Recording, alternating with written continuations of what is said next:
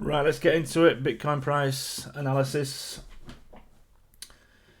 We can see on the monthly chart that we did break down from this monthly at 38,400. We do have one level here that is, we've broken through it. It did already get tapped, so it wasn't the first time it's been touched. It's been touched twice before, so every time it gets touched, it gets weaker. So it's time to take that off the chart. It's no longer valid. When I can do it, why can't I do that? One sec.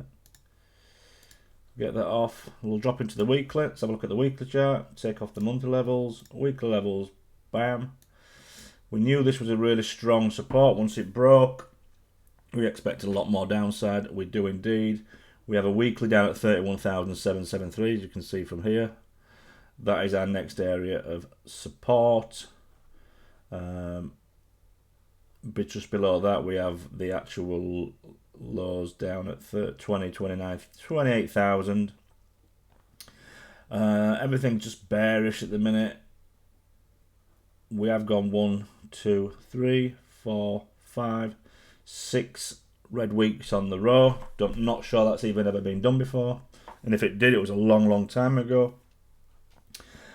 Take off them week levels for a second, and we'll just have a look at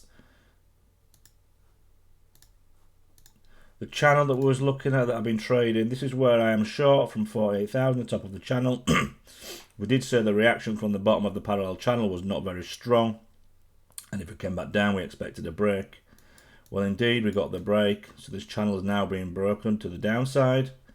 And if we just go back onto the high time frame again, we have this very large, really high time frame parallel channel that we have broken through. So yet again, another bearish. Everything's bearish at the minute. I mean, we would expect some bounce at some point soon, but let's be real.